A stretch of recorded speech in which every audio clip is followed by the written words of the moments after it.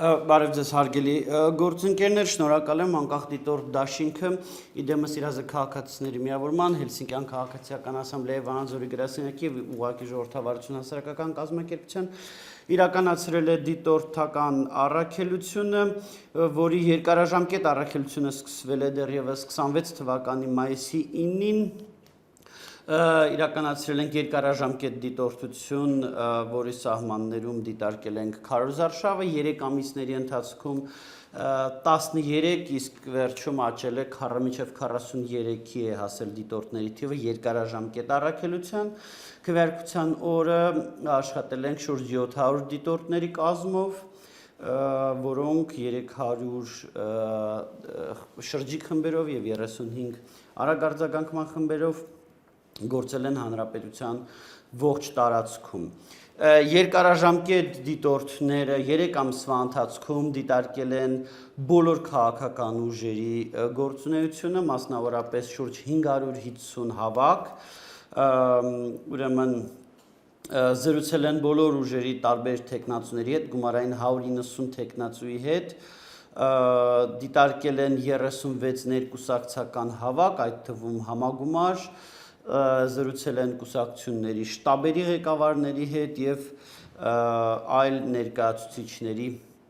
հետ։ Քվեարկության օրը դիտորդները, այդ մոտ 700 դիտորդները այցելել են ուրեմն 2005 ընտրական տեղամասերից 1906 տեղամասը, այն է տեղամասերի ընդհանուր թվի 95%-ը։ Տեղամասային եւ ուրեմն հաշվարկը, բուն հաշվարկի process-ը դիտարկվել է 311 ընտրական տեղամասում եւ բոլոր 38 ընտրատարածքային ընտրական հանձնաժողովներում։ Ըստ էության, քանի որ մասնակցությունը բարձր էր եւ process-ը երկար է տևել, դանդաղ է տևել, այդ թվում նաև քվեաթերթիկների անվավերության գնահատման վերջերս կատարված օրենսդրական փոփոխությունները հանձնաժողովներին մի քիչ դանդաղացրել էին, ընտրատարածքային ընտրական հանձնաժողովներում դիտորդություն իրականացնող մեր գործընկերներից ոմանք ըստ էության երևի հիմա նոր դեռ տան ճանապարհին են, երևի տուն էլ դեռ չեն հասել։ Ես երկարաժամկետ դիտորդության մասով շատ չեմ ուզում մանրանալ, թե 3 ամիսների ընթացքում ինչեր ենք արձանագրել, թերևս ասեմ, որ սա գրավոր ամբողջական հայտարարությունը կհրապարակվի եւ բոլորդ կտեսնեք, կվերցնեք ձեզ հետաքրքրող մասերը, նշեմ, որ այդ երկարաժամկետ դիտորդության մեջ ըստ էության շատ անակնկալներ չկան, որովհետև ընթացքում ինչ հայտնաբերել ենք հանրությանը ներկայացրել ենք, դե ասեմ, որ ամենամեծ խնդիրը, որ մենք տեսնում ենք ըստ էության դա ընտրակաշառքի դեպքերն են, որոնք որ հակակոռուպցիոն կոմիտեն էր բացահայտում եւ դա Ռուսաստանի միջամտության գործողություններն էին, որոնք որ հիմնականում դրսևորված էին 4 կոմպոնենտներով, այն է ուրեմն դա տեղեկատվական դաշտի ազդեցություններ, յուրային լրատվամիջոցների, կարծիքի առաջատարների եւ այլ գործիքների միջոցով, կեղծ նարատիվների տարածմամբ, ապատեղեկատվության, մանիպուլյացիաների տարածմամբ եւ այլ տեղեկատվական օպերացիաներով, երկրորդը դա յուրային քաղաքական ուժերի օգտին ապօրինի ֆինանսավորման ներգրավումներ, երրորդը դա Ռուսաստանում գտնվող Հայաստանի քաղաքացի ընտրողների վրա ապօրինի ազդեցություններ եւ չորրորդը դա տնտեսական չորրորդը ըստ էության ամենաբացահայտն է, դա տնտեսական պատժամիջոցներով Հայաստանում հանրային կարծիքի վրա ազդեցության ուղղված գործողություններն էին։ Ինչ վերաբերվում է քվեարկության օրվա արձանագրած հիմնական խնդիրներին, թեև 3 այդ խնդիրները ներկայացրել ենք եւ դասեմ, որ երեկվա մեր ժամը 7-ի ճեպազրույցից հետո որոշ նոր խնդիրներ հայտնվել են, բայց շատ ուժեղ պատկերը չի փոխվել, ես չեմ ուզում ծանրաբեռնեմ շատ, բայց հիմնականում տամ մեր այցելած տեղամասերից 844 տեղամասում եղել են որոշակի խնդիրներ, մասնավորապես ընթացակարգային խախտման 156 դեպք է եղել, ուրեմն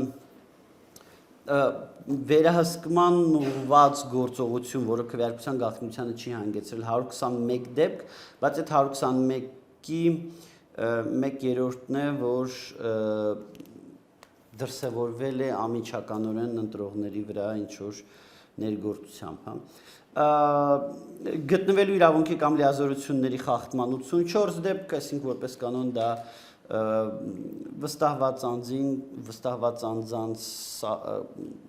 չնախատեսված քանակ, այսինքն 2-ի փոխարեն 3 կամ ավելի վստահված անձ միաժամանակ տեղամասում,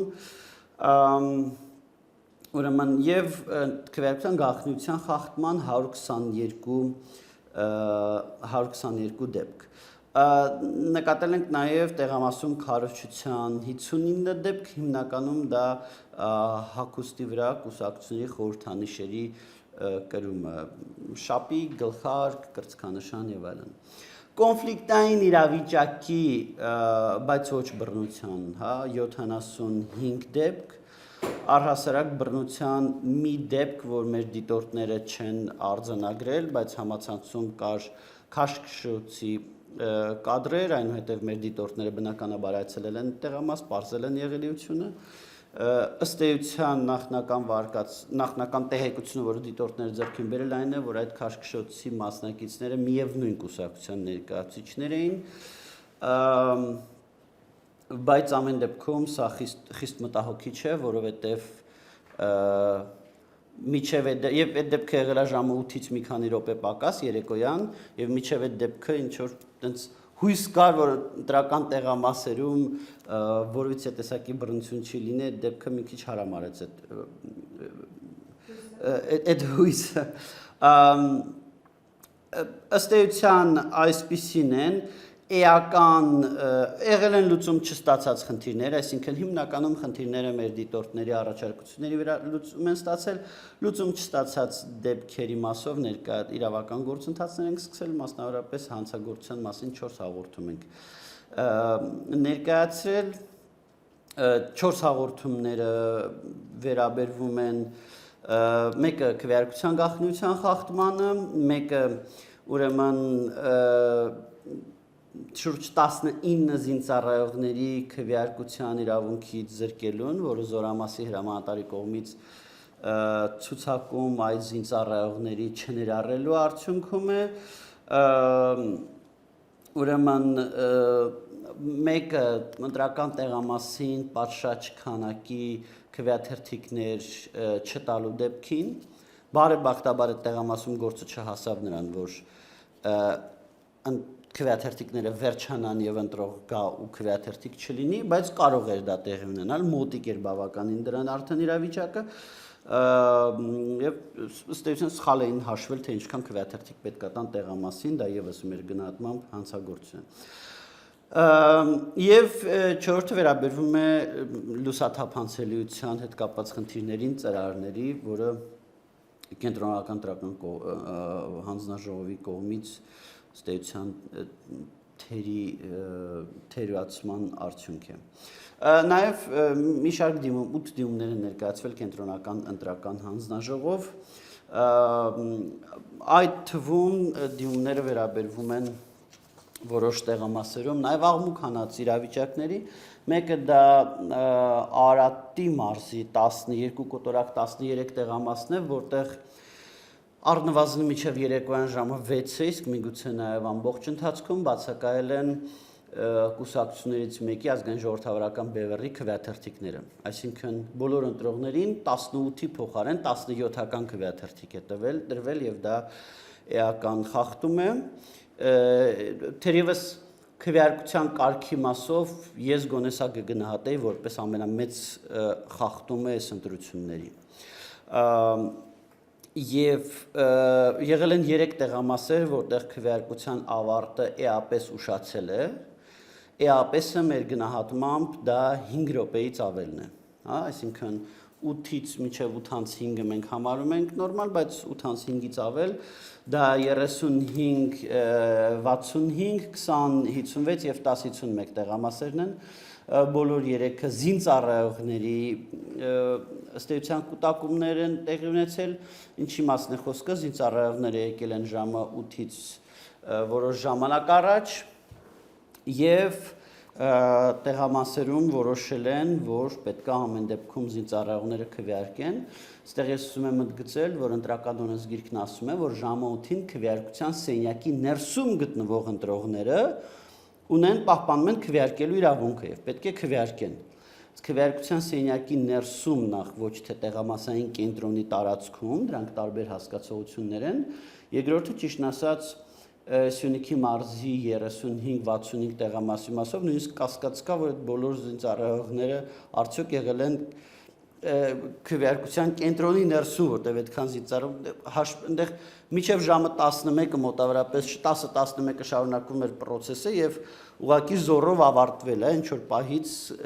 ընտրական մարմինները ասել են վերջ դա էլ չի կարող շարունակվել։ Եվ այս տեղամասերի մասով մենք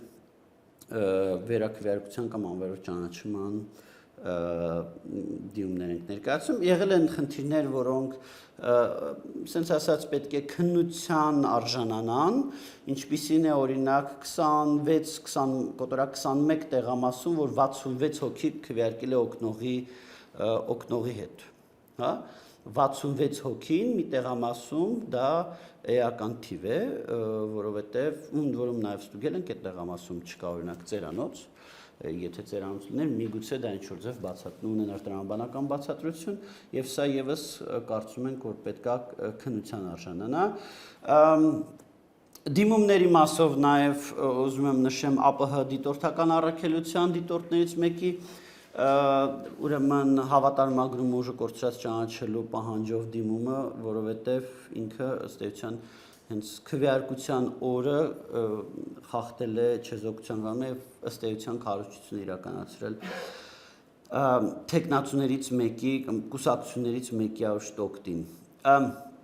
Ասեմ ձայների հաշվարկի ընթացքում որոշակի խնդիրներ տեսել ենք դիտարկված տեղամասերի ընդհանրապես 8%-ում այս առումով պիտի նշենք, որ դրանցից ոչ մեկը չի եղել կեղծիք կամ կեղծիքի փորձ։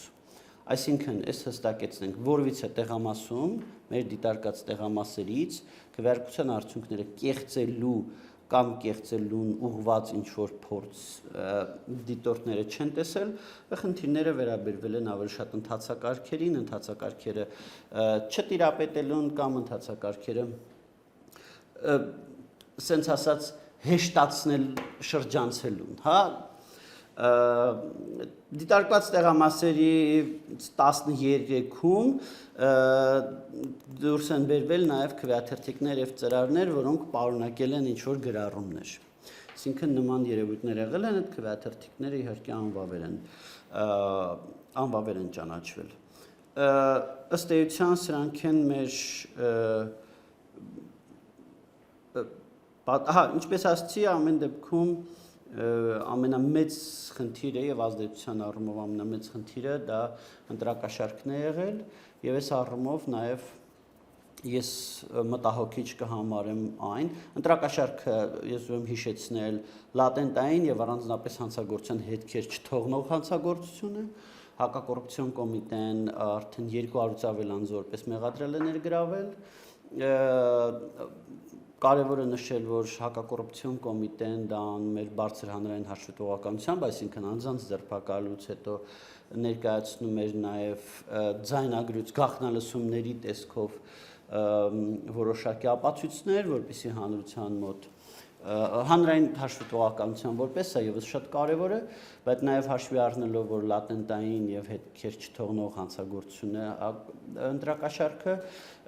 խիստ մտահոգիչ են դրա ամբողջական ծավալները, որտեղ ակնհայտ է, որ բացահայտվածը դա այսբերգի վերևի մասն է եւ կորելացիան այն հանգամանքի, որ կորելացիան երկու երևույթների դա արժանահավատ սոցհարցումների արդյունքներից բարձր ստացած քվեների որոշ ուժերի եւ հակակոռուպցիոն կոմիտեի բացահայտումներում ընտրակաշառքի շահառու ուժերի ցանկը նույնն է։ Այսինքն թե հակակոռուպցիոն կոմիտեում ընտրակաշառքի շահառու հակակոռուպցիոն կոմիտեում բացահայտումներում ընտրակաշառքի շահառուների ուժերի ցանկն է նույնը եւ թե այն ուժերի, որոնք արժանահավատ սոցհարցումներից էապես ավելի շատ ձայն են ստացել եւ սա մեզ իհարկե մտահոգում է առաքելության եզրակացությունները ներկայացնելու համար խոսքը փոխանցեմ գործընկերոջս։ Շնորհակալություն, ողջունում եմ բոլորին։ Ես ուզում եմ նախ եւս մեկ անգամ շեշտել, որ պարոն Յանուսյանի կողմից խախտումների այդ թվաքանակի հետ կապված դրանք պետք է համեմատել մեր կողմից դիտարկված տեղամասերի 1947 դիտարկված տեղամասերի կոնտեքստում, այսինքն այն թվաքանակը, որ ներկայացվեց, դա վերաբերում է 1947 այսինքն 2005 տեղամասերից 1947-ի դիտարկման հետ կապված, սա շատ կարևոր է, որպեսզի գնահատականների առումով հասկանալի լինի եւ մի ուրեմն կարևոր հարցի վրա ուղղակի սա անդրադառնամ, որ գտնվելու իրավունքի կամ լիազորությունների այս 84 խախտման դեպքերից, որպեսզի հասկանալու թե ինչ նկատի ունենք, շուրջ 66%-ը կազմել են վստահված անձանց վկայական չկրելու, չներկայանալու, յուրաքանչյուր կուսակցությունից երկու վստահված անձի նախատեսված չափը գերազանցելու, այսինքն դեպքից ավել, այս դեպքերի հետ կապված եւ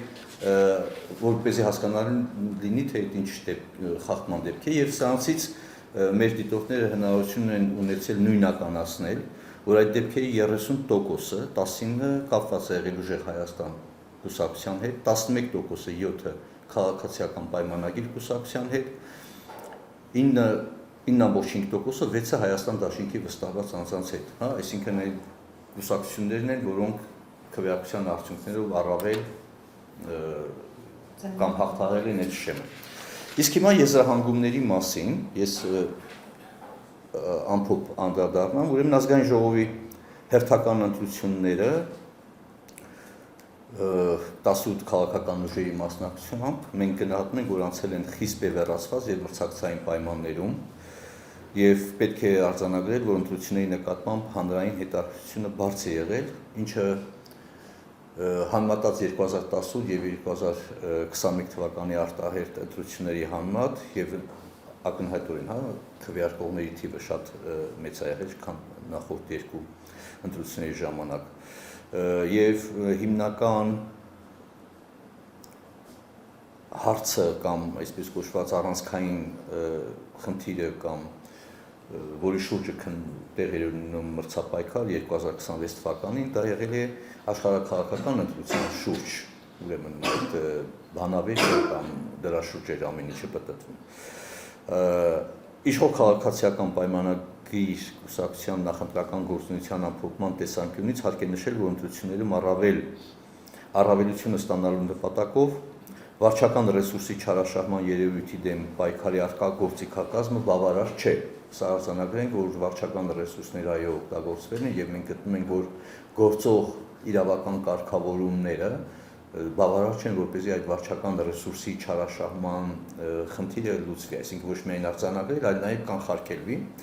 Մասնավորապես անկախ դիտորդը նախկինում էլ նշել է, անհրաժեշտ է ապահովել ընտրություններին մասնակցող ուժերի բարեխիղճ ու հավասար մրցակցության հնարավորությունը առավել երկար տևական ժամանակահատվածում եւ ոչ միայն բուն պաշտոնական նախընտրական, որտեղ ճիշտ է նախընտրական քարոզությունը մայիսի սկզբից է, բայց մենք դիտարկել ենք ընտրությունների նշանակման օրվանից սկսած 3 ամիս եւ այդ ընթացքի մասին է խոսքը ավելի շատ եւ որը պետք է որոշակի լուծումներ տրվի ընտրական օրենսգրքով։ Սա հատկապես վերաբերվում է պետական եւ համայնքային մակարդակում սոցիալական քաղաքականության ուղղությամբ որոշումների կայացմանը, որոնք թեև օրենսդրության տեսակետից չեն կարող մեկնաբանվել որպես ընտրակաշառք կամ բարեգործություն, սակայն ակնհայտ մեկնարկային առավելություն են ստեղծում կողմերից մեկի համար։ Իդեպ սա էլ նշեն, որ սա այս երևույթը էլի միայն մի կուսակցության հետ չի կապված, այլ տեղական ինքնակառավարման համակարգում նայած թե որ կուսակցությունն է այդտեղ գերակա դեր ունի, այդ անկախ կուսակցական պատկանելությունից իրանք այդ սոցիալական քաղաքականության կամ սոցիալական աջակցության վերաբերյալ որոշումները կիրառում են, այսինքն սա ընդհանուր որպես երևույթ։ Զուգահեռաբար տարածվել են մեծ թվով արժանահավատ տեղեկություններ, այդ թվում իրավապահ մարմինների կողմից իրականացված օպերատիվ հետախուզական միջոցառումների արդյունքում կատարված բացահայտումներ ընտրողների ազատ կամ արտահայտման եւ հավաքների մասնակցության նկատմամբ ընտրակաշառքի եւ բարեգործության միջոցով ներազդելու մասին եւ անկախ դիտորդը խիստ մտահոգիչ է համարում նաեւ օտարերկրյա ինֆորմացիոն մանիպուլյացիաները եւ միջամտությունները, որոնց նարատիվները այս փուլում ուղղված են ընտրությունների նկատմամբ անվստահության սերմանելուն։ Հայաստանի աշխարհաքաղաքական ընտրությունների ճակատագրական ուղղության եւ արտահայտության ամրապնդմանը։ Դաշինքը ստիպված է արձանագրել, որ ընտրակաշառքը կրելի զանգվածային բնույթ եւ հանդիսացել է որոշ քաղաքական ուժերի քվե հավաքելու հիմնական մեխանիզմներից մեկը։ Ես պետք է ասեմ վերստին, որ առաջին անգամ Հայաստանի Հանրապետությունում ընտրակաշառքը որպես միջոց ընտրությունների ժամանակ նախ 2018 եւ 2021 թվականի ընտրություններից հետո վերականգնվեց ցավոք սրտի, վերադարձավ մեր օրակարգ եւ առաջին անգամ փաստորեն ընտրակաշառքը անմիջական, քեշ այդպիսի գումարով կիրառվում էր ընդդիմադիր ուժերի կողմից եւ ոչ թե իշխանության կազմող կամ իշխանություն հանդիսացող քաղաքական կուսակցության կողմից։ Եվ սա իհարկե բավական լուրջ մարտահրավեր ենք համարում ընտրությունների ամբողջականության, օրինականության հանդեպ, եւ թեկուզ ընտրազանգվածի մի մասը, որը այդ process-ի մեջ է ներկայացվել, դա ինքը արդեն մեր քաղաքացիներն են եւ մենք չենք ուզենա, որպեսզի այդ փչացնելու ընտրակաշառքով փչացնելու այդ երևույթը դրսևորվեր մեր ուրեմն համազգային ընտրությունների շրջանակում, բայց սա նույնպես մտահոգիչ ենք համարում։ Մտահոգիչ է, որ արժանավատ եւ վստահելի սոցիոլոգիական հարցումների արդյունքներից իհապես ավելի ձայն ստացած արդեն նշվեց, ստացել են հենց այն ուժերը, որոնք ըստ հակակոռուպցիոն կոմիտեի եղել են ընտրակաշառքի շահառուներ։ Հարկ ենք համարում նաեւ արձանագրել ընտրակաշառքի դերում պայքարում իրավապահ մարմինների աննախադեպ նախաձեռնողականությունը եւ բոլոր գործողություններին անմիջապես հետեւող ուրեմն հրապարակումներ։ Ես պետք է ասեմ, որ հենց մեր դաշինքի անդամ կազմակերպությունների նաեւ մասնակցությամբ, նաեւ մեր գործընկերների այդ քաղաքացիական հասարակության կազմակերպությունների ջանքերով քրեական օրենսգրքում ընտրակաշառքի հանցագործության շեմը այնպես բարձրացվեց, որ օպերատիվ հետախուզական միջոցառումների կիրառումը իրականացումը դառնա անհրաժեշտ, որտեղ նախկինում պատժի սահմանը թույլ չէր տալիս, որ օպերատիվ հետախուզական միջոցառումներ իրականացվեն ընտրակաշառքի դեպքերը բացահայտելու եւ պետք է ասենք, որ այդ իրավական նորմի փոփոխությունը հանգեցրեց նաեւ արդյունավետության բարձրացման, որտեղ երբևէ դիտորդական առաքելությունը այդպիսի դեպք չի արձանագրել նախորդ ժամանակահատվածներում, երբ իրավապահ մարմինները ջանքեր գործադրեին ընտրակաշառքի դեպքերը բացահայտելու ուղղությամբ, չնայած մենք բազմիցս ահազանգում ենք եւ ուշադրություն չէր դարձվում։ Շարունակում է մտահոգիչ մնալ ընտրական ոչ պատշաճ վարչարարությունը։ Այս մեր թվարկած ուրեմն խնդիրների մի մասը կապված էր հենց տեղամասային ընտրական հանձնաժողովների նախագահների, հանձնաժողովների անդամների ուրեմն ոչ կարող պատշաճ պատրաստվածության հետ։ Ճիշտ է, դրանց տոկոսը շատ քիչ է, ասենք 5%-ի սահմաններում է, բայց այնուամենայնիվ այդ կոնֆլիկտային իրավիճակները, որոնց մասին խոսում ենք, որոնք հենց մի քանի նույն տեղամասում կարող են մի քանի անգամ կրկնվել, պայմանավորված էր զուտ տեղամասային ընտրական հանձնաժողովի կազմի նախագահի ոչ լիարժեք տիրապետելուն, թե օրենսդրության եւ թե նաեւ ըստ էության կարգու կանոնի հաստատումը ընտրական տեղամասում։ Դաշինքը նաև ստիպված էր մտահոգությունը հայտնել առ այն, որ կենտրոնական ընտրական հանձնաժողովը ի հեճուկս սահմանադրական կարգավորումների գործնականում չի զբաղվում ընտրությունների օրինականության վերահսկմամբ եւ ընտրությունների վրա ազդող ամենամեծ խնդիրները չեն արժանացել կենտրոնական ընտրական հանձնաժողովի ուշադրությանը։ Գիտեք, այս զինվորների հետ կապված հարցում մենք անմիջապես ենք արձագանքել, պահանջել, որ դադարեցնեն անհապաղ քվեարկությունը, թեկուզ այդ մի տեղամասի մասին է խոսքը, 35-65-ի, բայց կենտրոնական ընտրական հանձնաժողովը գտնում էր, որ չէ, պետք է հնարավորություն տալ զինծառայողներին ընտրելու իրավունքը իրացնեն։ բայց քվեարկության ժամը արդեն վերջացել է, այսինքն 20-ից ժամը 20:00-ից հետո միայն կարող էին քվեարկել քվեարկության սենյակում գտնվողները։ Իսկ տեղամաս են քաշում, թողնում 150-ի չափ, 150 հոգու չափ ուրեմն զինծառայողներ եւ քվեարկությունը շարունակում է ըստ էության մինչեւ համարյա ժամը 23-ը։ Եվ կենտրոնական տրական հանձնաժողովի կողմից թվում է թե պետք է հստակ անկախ նայած թե ինչ պատճառով են ուշ վերևել կամ հնարավորություն տվել զինծառայողներին քվեարկելու, դադարեցին քվեարկությունը, որտեղ ցանկացած դա չի կարող մի տարբերակված մոտեցում, դա նույնն է, որ ասենք ընտրությանը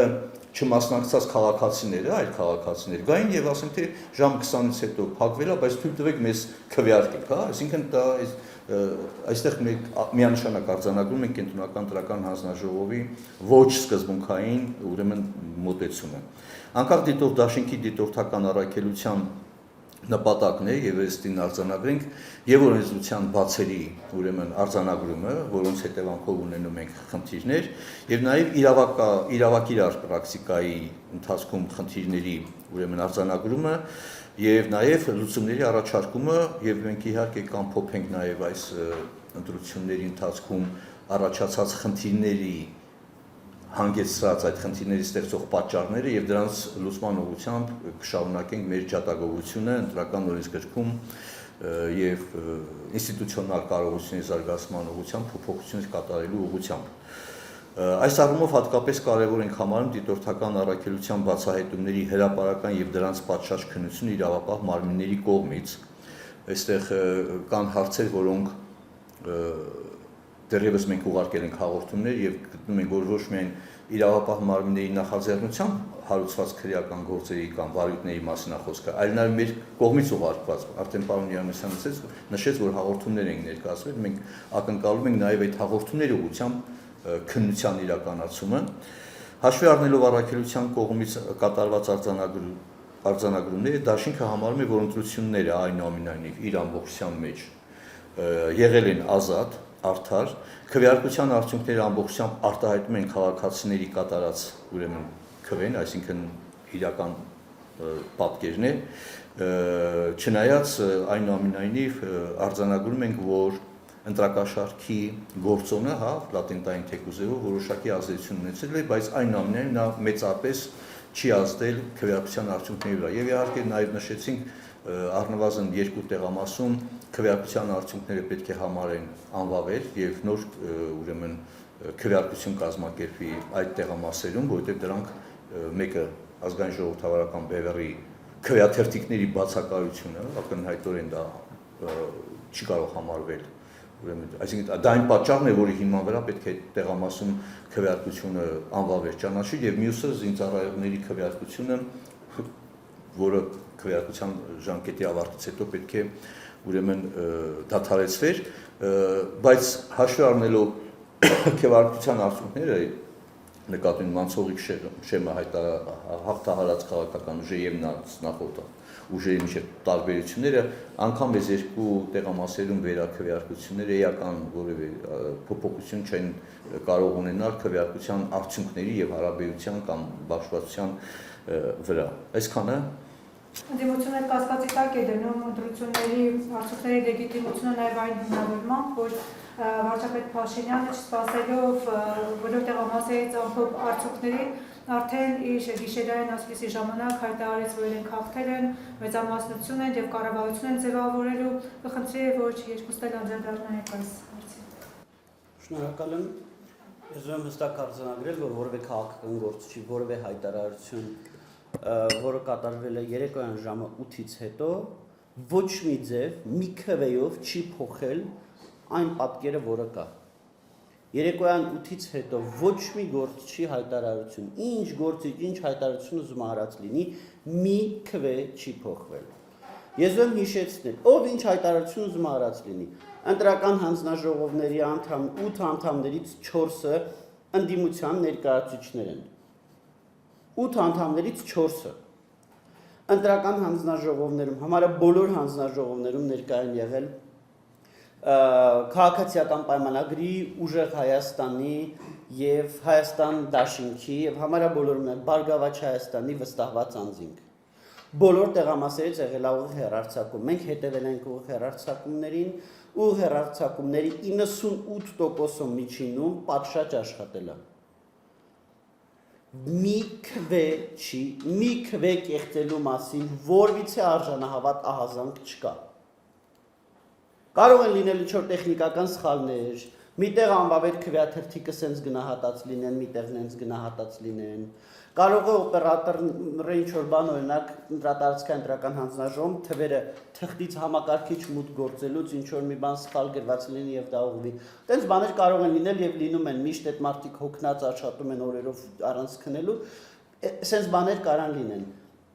Մի քվե կեղծելու, մի ընտրողի քվե, 1.5 միլիոնից մեկի քվեն, որ կեղծվի, նման արժանահավատ ահազանգ չկա, ոչ միայն մենք չենք տեսել,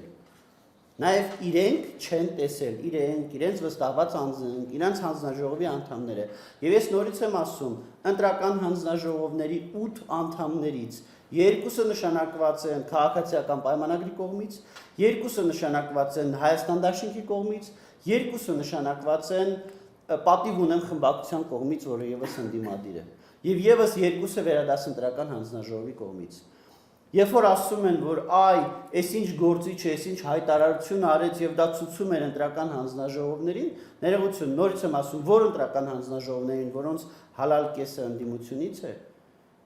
մի քվեի գողանալու արժանահավատ ահազանգ չկա։ Գլոբալ ասեն, որ ընտրությունները կեղծված էին և ամեն շատ վատ, նման հայտարարություններ լիքը, բայց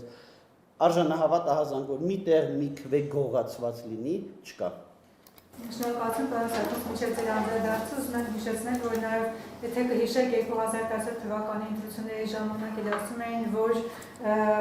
ընտրակեղծիքները տեղի էին ունեցել ոչ թե ընտրատեղամասերում, այլ դրանից առաջ, այսինքն նաև այդ կոնտեքստում դիտարկենք այս հարցը։ Տեսեք, նախ եկեք արձանագրենք հետևյալը, մեր կարճաժամկետ դիտորդները, հիմա պետք է ուրեմն քվեարկության տեղամաս, 311 չէ, կարծեմ, պարոն Յունիսյան, 311 տեղամասերում ենք ունենում, 311 տեղամասերում քվեարկության ընթացքում հետևել են մեր դիտորդները, որևէ տեղամասում քվեարկության արդյունքների ամփոփման հետ կապված խախտում չեն արձանագրել, սա որպեսզի արձանագրենք, այսինքն որ ընդհանրենք փորձեն մեկի քվեաթերթիկները տեղավորել մեկ այլ մյուսի, դե հիմնականում ուրիշ տարբերակ քվեարկության արդյունքների խախտման հետ չի կարող լինել։ Որևէ նման դեպք, որ մի կուսակցության քվեները տրցակը տեղափոխեն մեկ այլ կուսակցության ուրեմն տրցակի վրա չի արձանագրվել։ Սա մի։ Ինչ վերաբերում է քվեների ընդամենը արդյունքների քվեարկության ճիշտ 10%-ի ամփոփման այդ թիվն են հիշեցնում, պարագայում վարչապետ Նիկոլ Փաշինյանի եւ վարչապետի տեխնացու հայտարարությամբ ես գտնում եմ, որ իհարկե պետք չէ շտապել, այսինքն պետք է հանգիստ վերաբերվել, ինչքան էլ որ ոգևորությունը մեծն է, որպեսզի նման խոսակցությունների առիթ չտար։ Այսինքն օբյեկտիվ իրավիճակը այն չի, որը հիմք տար ասենք մտածելու, որ նման հայտարարությունը, որ մենք հաղթել ենք, այդ Սամվել Կարապետյանն էլ էր ասում հաղթել ենք։ Մինչև քվեարկության ավարտն էր ասում բանը հաղթել ենք եւ նախապատրաստական նաեւ աշխատանք, ասելով չէ։ Խնդիրը կայանում է նրանում, նույնիսկ եմ կրկնում, մենք որևէ փաստ չենք արձանագրել քվեարկության արդյունքների կեղծման մասին։ Այստեղ ուղղակի քաղաքական ուժերի վարքագծի հետ կապված հարցն է, որ պետք է սպասել արդյունքների ամփոփումը կամ առնվազն որոշակի տոկոսից հետո, որ արդեն պարզ է, որտեղ հիշում եք, 10%-ի դեպքում մոտ 70% էր քաղաքացիական պայմանագիր, հետո վերջում հիմա 49-81% է, չէ՞, ահագին շեղում կա, ասենք թե մնացածների առումով այդքան ասենք թե մեծ չէ, բայց ընդհանրապես վերաբերվում է բանին, ոչ ճիշտ ժամանակին պետք է չասել որոշակի արտահայտություն, որոնք կարող են քաղաքական շահարկման դառնալ, բայց քաղաքական շահարկողներն նույնիսկ իրենք էլ թող չմոռանան։ Շատերն ասում են, մինչև ընտրությունների նույն քվեարկության օրն էին ասում, հաղթել ենք, հիմա մենք ամբար ենք, որ դա ազդեցություն ունենալու քվեարկության ընթացքի կամ քվեարկության արդյունքների վրա։ Դա մի քիչ այլ հարց է, բայց նույնիսկ դեպքում ես ավելի գտնում եմ իհարկե կարելի է զերծ մնալ ժամանակից շուտ հայտարարություն տալուց, արձանագրելուց, եւ ընդհանրապես իսկ բայց որ նման հայտարարությունը չի ունեցել, տեսեք, ախր տեղամասային ընտրական հանձնաժողովն արդեն պարոն Միանյանը նշեց, դիտորդներ, վստահված անձինք։ Այդ տվյալները հավաքվում են ընտրատարածքային հանձնաժողովում, որտեղ էլի մեր դիտորդները ներկա են եղել եւ նույնպես որևիցե դենտեղ ուղղակի գումարվում են իրար, չէ՞, ասենք թե տարբեր տեղամասերից։ Եվ դա ներկայացնում է կենտրոնական դրական, որտեղ այդ խախտումը լինելու, որտեղ, ասենք թե, ով ասելով չի, ասենք թե, որ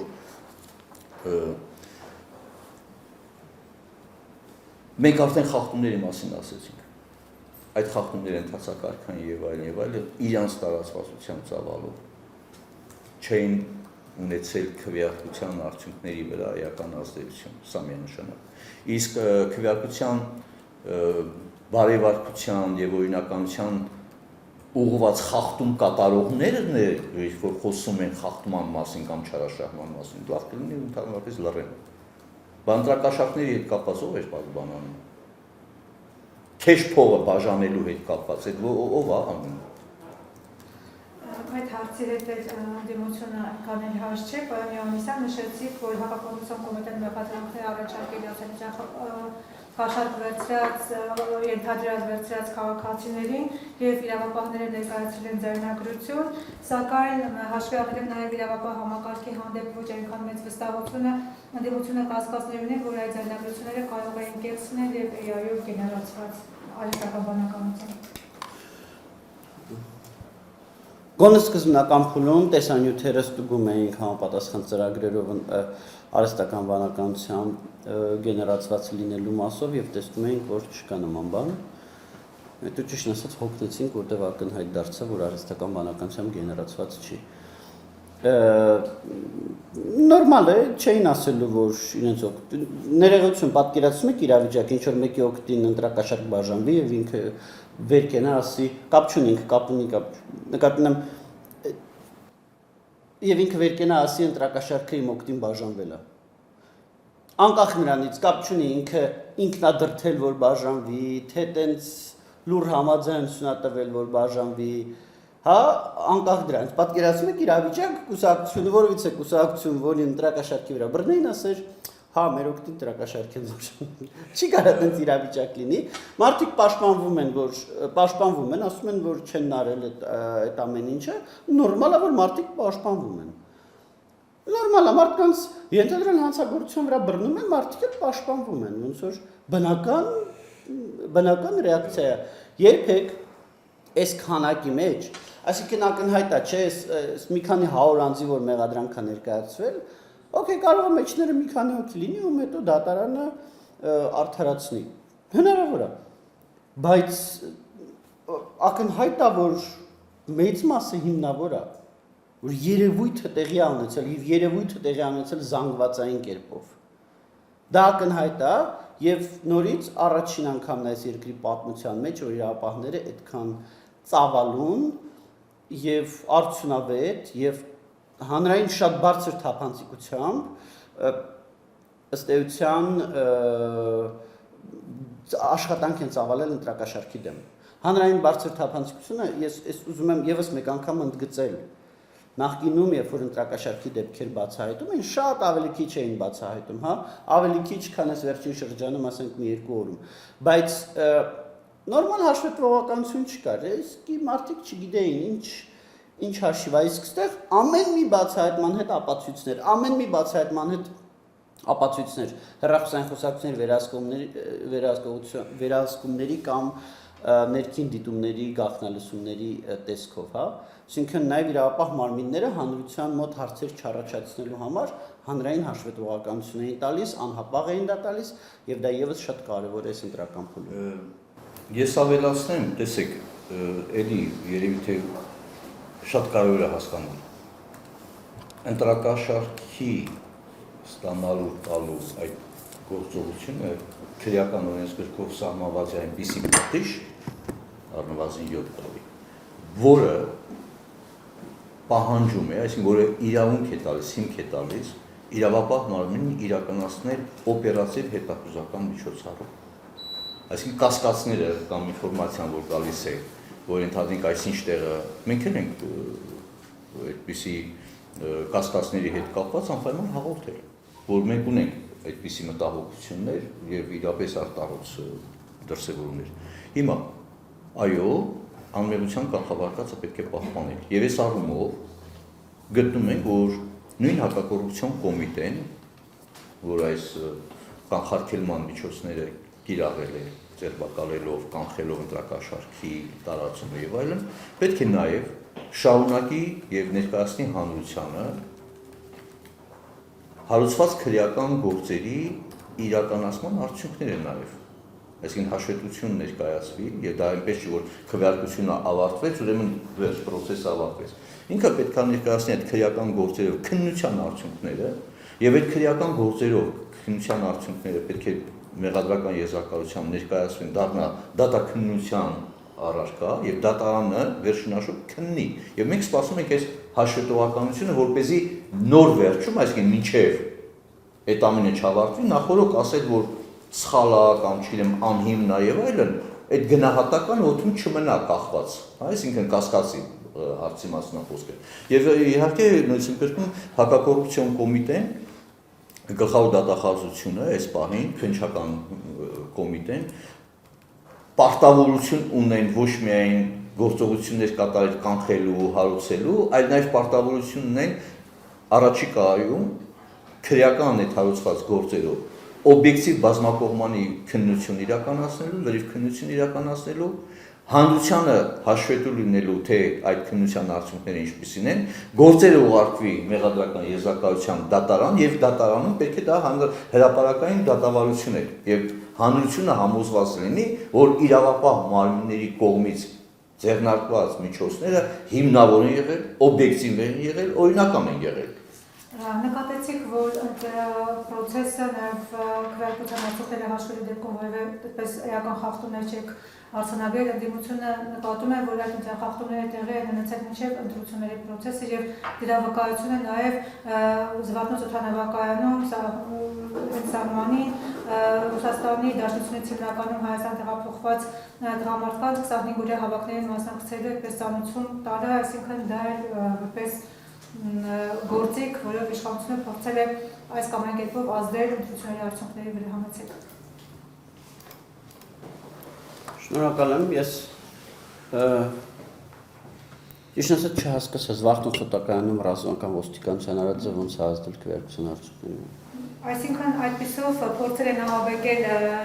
պայմանական այն քաղաքացիներին, որոնք եկել են Հայաստան իրացնելու իրենց ընտրական իրավունքը, որ եթե դուք գաք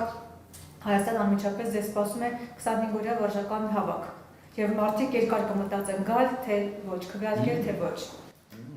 Բայց կներեք մի բան հարցնեմ, էլի։ Պետության հետ հարաբերություններում հիմնականում հետևյալ կոնցեպտն է. մարդ տալիս է հարկեր, դուրքեր, այդ թվում նաև տալիս է իր պարտքը հայրենիքին ծառայելու տեսանկյունից եւ ընտրում է իշխանություն, որը որ այդ ամեն ինչը տնօրինում է։ Այսինքն տնօրինում է, թե ինչ պետք է արվի մարդկանց վճարած հարկերով, դուրքերով եւ ըստ էության տնօրինում է, թե ինչ պետք է անեն զինծառայողները, հա, քաղաքացիները, ովքեր իր պարտքն են տվել զինծառայության տեսքով։ Դրանք իրար հետ փոխկապակցված բաներ են։ Եվ այստեղ գլոբալ խնդիր կա, առհասարակ գլոբալ խնդիր, որ ես վերջին այս թող բուհանցի, սա պետք է սահմանադրական բարեփոխումների սահմաններում քննարկել։ Քվեարկելու իրավունք, ներողություն, մարդը, ով որ Հայաստանում է ապրում, ում ապագան Հայաստանում է, ով որ Հայաստանում հարկեր է վճարում եւ այդ վճարած հարկերից օգուտներ է ստանում, ով որ գնում է զինծառայության եւ պարտքը տալիս է այդ առումով եւ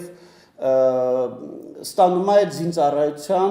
պատուղները անվտանգության տեսքով էլի այդ մարդը եւ ինչ որ մեկը որ տարիներ շարունակ Հայաստան օրինակ չի էլ գալիս եւ գալիս է Հայաստան զուտ ամառվա արձակուրդներին, նույն չափ պետք է որոշեն, թե Հայաստանում ով պետք է իշխանություն լինի։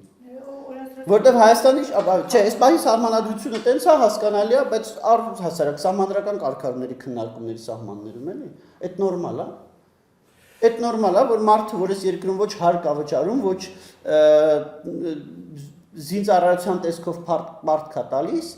պիտի որոշի, թե այս երկրում ով պետք է լինի իշխանություն եւ ով պետք է տնօրինի մեր այս երկրում գտնվողներից վճարած հարկերը եւ զինծառայության տեսքով պարտքտվող քաղաքացիների ճակատագիրը։ Այդ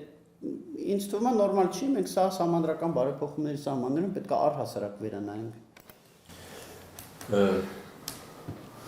Ես մի քիչ այլ մոտեցում ունեմ։ Ռազմական ոստիկանության ծառայողները իհարկե կարող են գտնվել։ Ինչպես ոստիկանությունը, բայց արդյոք այդ միջոցը, որը կիրառվում է, ասենք թե 25-օրյա վարժական հավաքներին մասնակցության հրավերը, հանդիսանում է իրավական միջոցը, կանխելու համար այն անօրինականությունը, որը կա։ Ասեմ ինչի մասին է խոսքը։ Դուք ուշադրություն դարձրեք, որ Հայաստանի Հանրապետությանը, Զվարթնոց օդանավակայանում ժամանում են տարբեր երկրների Հայաստանի Հանրապետության քաղաքացիներ, չէ՞։ Ֆրանսիայից կարող են լինել, այսինքն այսպես տարանջատենք, եվրոպական պետությունից եւ հետխորհրդային կամ ասենք թե Ռուսաստանի Դաշնությունից։ Ինչ այդ 25-օրյա վարժական հավաքների ընդհանրենք այդ թուղթը կամ ծանուցումը տրվել է միայն Ռուսաստանի Դաշնության եկած քաղաքացիներին։ Ով այդպեսի հաշվարկ կատարել, սա մեկ։ Նույնիսկ կրկնում ինքը ոչ իրավական մոտեցում է, բայց այն սպառնալիքը, որ կար եւ դրա վերաբերյալ հրապարակումներ են եղել, որ ընտրակաշառքով վախեցնելով, ձայնագրություններ կան, չէ՞, վերջնաշուտ, Ռուսաստանի Դաշնությունում գտնվող Հայաստանի քաղաքացիների նկատմամբ ճնշումներով ստիպում են, որ գան այստեղ քվեարկեն, այսինքն մարդկանց օգտագործում են որպես միջոց Հայաստանում քաղաքական որոշումների վրա ազդեցություն, դա պարզ է։ Հիմա եւ այստեղ օրենսդրական բացը կայանում է նրանում, եւ այստեղ լուրջ խնդիր է, որ ոչ թե պետք է զրկել քաղաքացիներին ընտրական իրավունքից, այլ սահմանել որոշակի ցենզ։ Վերջին 1 տարում մշտական, եթե Հայաստանի Հանրապետություն, օրինակի համար եմ ասում, եթե Հայաստանի Հանրապետությունում անձը, Հայաստանի Հանրապետության քաղաքացին չի ապրել, բնակվել մշտական, հանվի ընտրական ցուցակներից, ոչ թե քաղաքացիության մասին է խոսքը, որտեղ ցենզը կա, թեկնածուների նկատմամբ ցենզ կա։ Պետք է լինի այսքան տարի Հայաստանի Հանրապետություն մշտական բնակվող, չէ՞, падգամավորներին դրված է, վարչապետին կա, նախագահին կա։ Այսինքն հաշվի առնելով ժողովրդավարական պետությանի եւ նույն ընտրության ամբողջականություն, օրինականությունը, դաշահը, այո, որոշակի ցենզ պետք է սահմանվի նաեւ ընտրողների վրա, որտեղ եթե որևիցե ինքը անմիջական մասնակցություն չի ունեցել ու գալիս է իր ընտրական իրավունքը այդպես իրականացնելու, հա, եւ դեպքում խոցելի է դա, ինքը ընտրողն է խոցելի դառնում։ Եվ այս ընտրողին խոցելիություն ցանելու միակ տարբերակը այո փոփոխությունն է, որ վերջին ընտանիք 1 տարում։ Այսինքն այդ չունենալով, օրինակի համար ես այդ փոփոխությունը կառաջարկեի։ Դու այդ խնդիրը լուծելու համար իսկ իրապես այդ մարդկանց բանը ռիսկը եւ դրա վերաբերյալ նույնիսկ կրկին մենք ենք ստացել։ Ինչի մասն է խոսքը։ Ոչ իրավական մեթոդները, այդ դժգոհողները իրանք չեն խոսում իրենց մեթոդների օրինականության մասին։ Երբ որ գործարարներին ասում են թե դիգեք հավաքում ենք, գնում եք ձեր ռեսուրսներով կամ բան, այդտեղ մասնակցում, հա, ու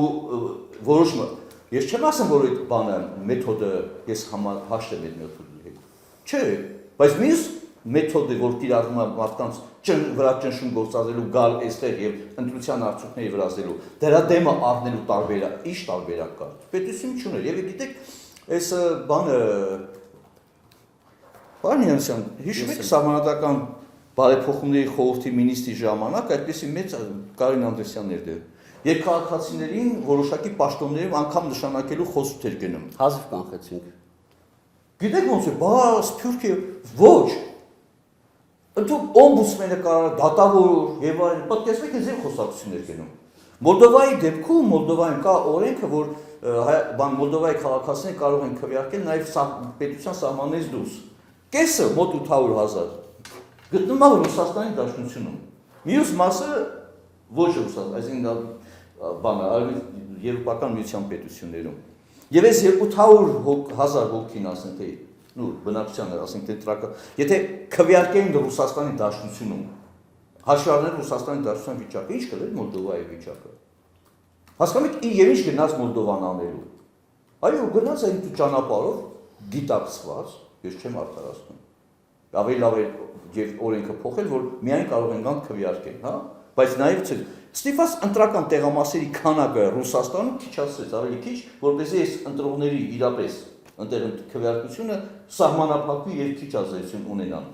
Այսինքն մեծ էշախորում թողած, երբ որ նույն Ռուսաստանի Դաշնությունը պատժամիջոցներ ա կիրառում, սահմանափակումներ ա կիրառում Հայաստանի արտադրողների նկատմամբ, դա չեն նկատում, որը հենց ուղղված է ընտրողների վրա ճնշում գործադրելու, նաև ուսում է օգտագործել Ռուսաստանի Դաշնությունում գտնող Հայաստանի քաղաքացիներին, նրանց նկատմամբ ճնշում բանեցնելով, փորձելով այդ ճնշման միջոցով բան անի, ազդի բերենտրությունների արդյունքների վրա, եւ հետո ասում են թե բա չէ, ես ինչ ես անում, այո, ճիշտ չի անում, բայց ուրիշ տարբերակը ասեք։ Այսինքն գիտեք ոնց է, միաեղջյուր բանը տարակերությամբ ընդհանրիկ նման դեպքերում, երբ որ կա պետության անվտանգությունը, չի կարելի մոտենալ, բայց սա մենք ընդունում ենք որպես ահազանգ, որ պետք է օրենսդրության մեջ, այո, նաև ընտրողների ցենզի հետ կապված հարցը մտնի, հասկի առնելով այն իրավիճակը, որ մենք ունենք, եւ այո, թող քաղաքացիությունը պաշտպանի, բայց ընտրական իրավունքը իրականացնի, երբ որ վերջին 1 տարում մշտապես օրինակի համար 1 տարի, ես կդնեի օրինակի համար կես տարի, ինչի՞ մարդ 1 տարի, բայց առնվազն 1 տարի լինի Հայաստանի Հանրապետության մշտական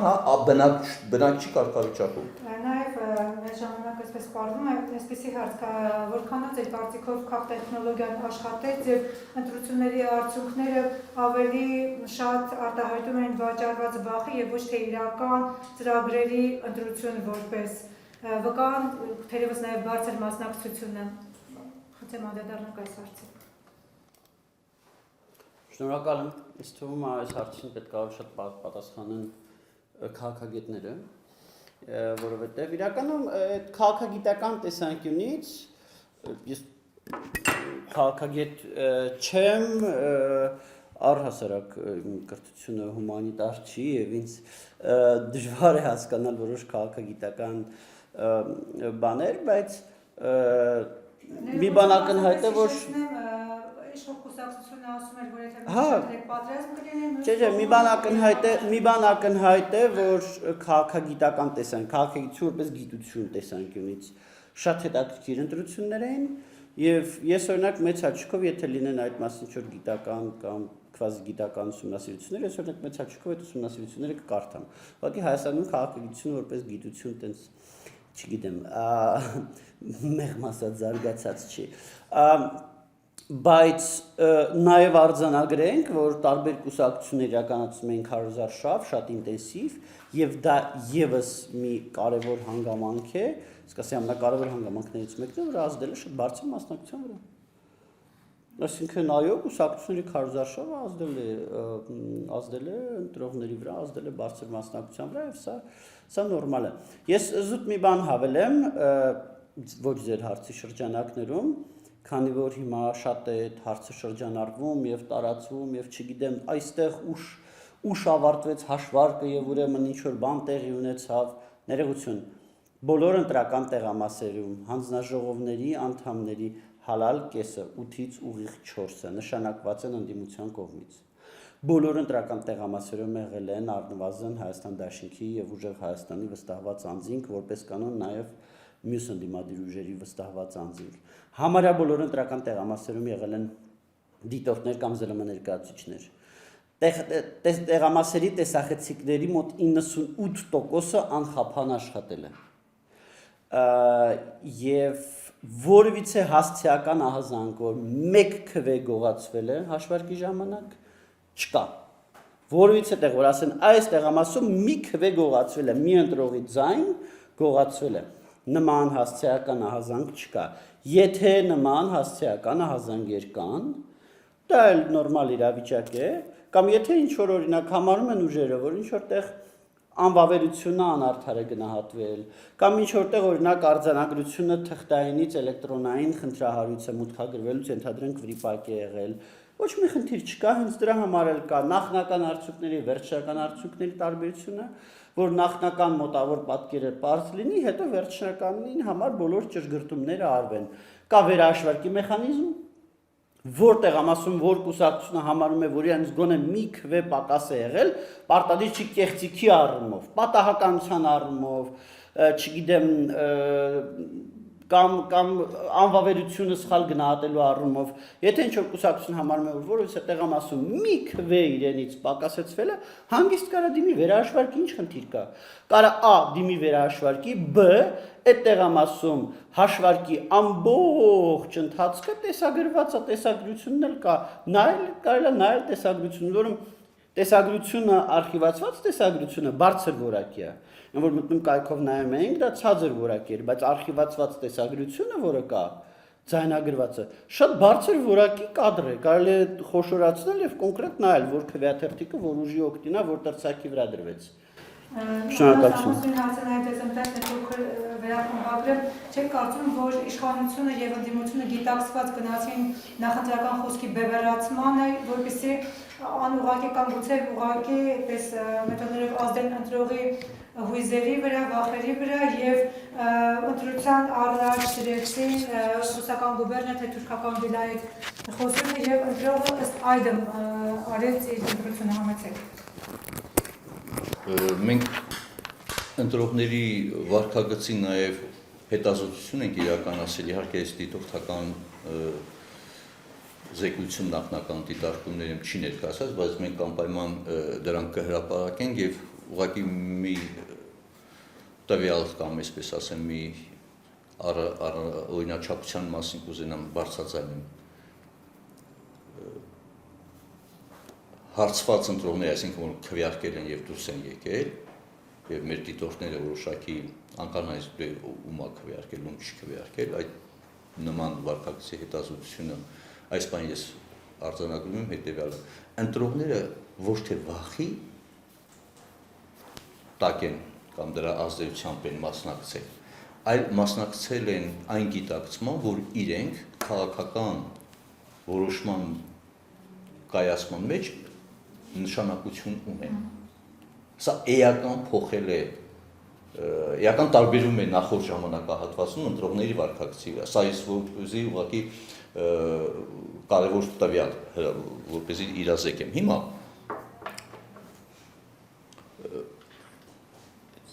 Տիկին Ավագյան, մենք բազմից ենք խոսել այստեղ։ Ես ուղղակի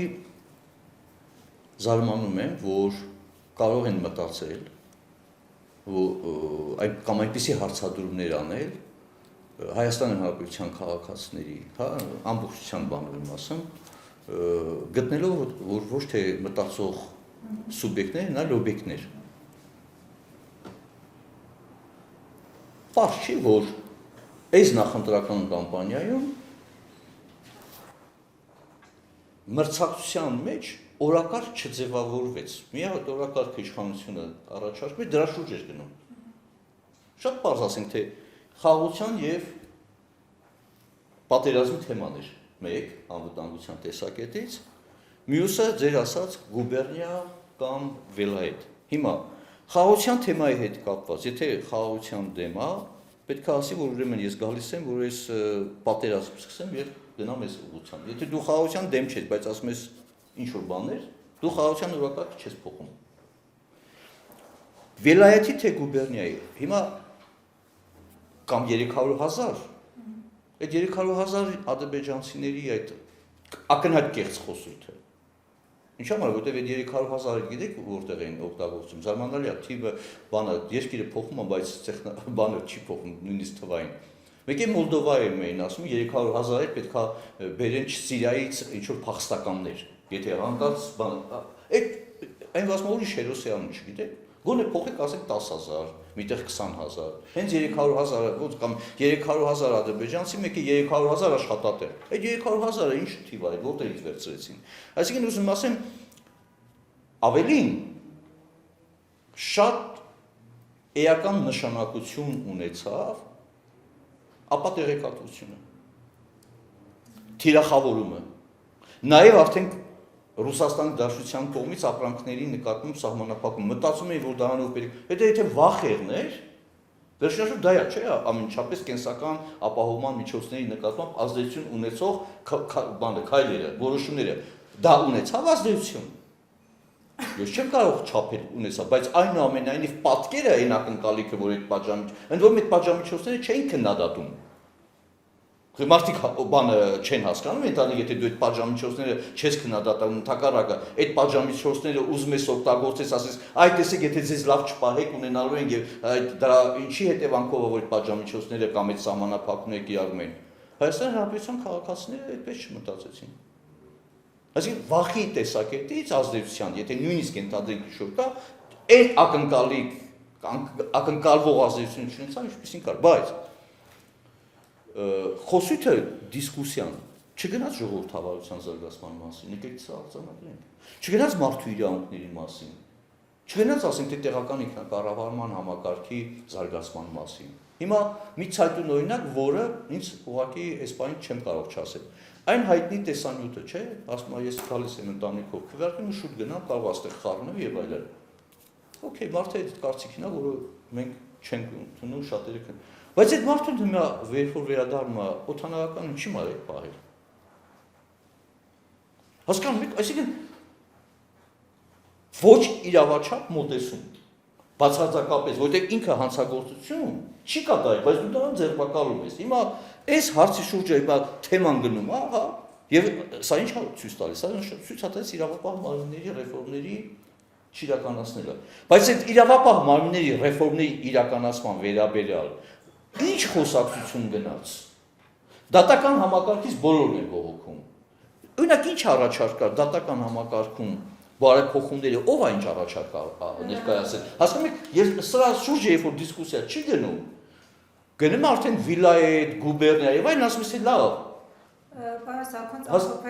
Հասկանում եք, այսինքն այստեղ բանը ավելի շատ փոխում էին, իհարկե նույնիսկ եմ կրկնում մանիպուլացիան, բայց կարող եմ ես արձանագրել այդ բոլոր փորձերով հանդերձ, ճնշումներով հանդերձ Հայաստանի Հանրապետության քաղաքացիները չտրվեցին ոչ մանիպուլյացիային, չտրվեցին ոչ վախերին, չնայած նույնիսկ եմ կրկնում, կային շատ ավելի բովանդակային խնդիրներ պետության դիմակայության, որի շուրջը պետք է մտահոգություն լիներ։ Կուսակցական պայքարում պետության անվտանգության քաղաքացիների շահ պետք է լինի գերակա, ոչ թե հանուն այդ կուսակցական ինչ-որ խաղերի կամ բան սկսես մարդկանց ահաբեկել կամ չգիտեմ ինչ անել։ Շնորհակալություն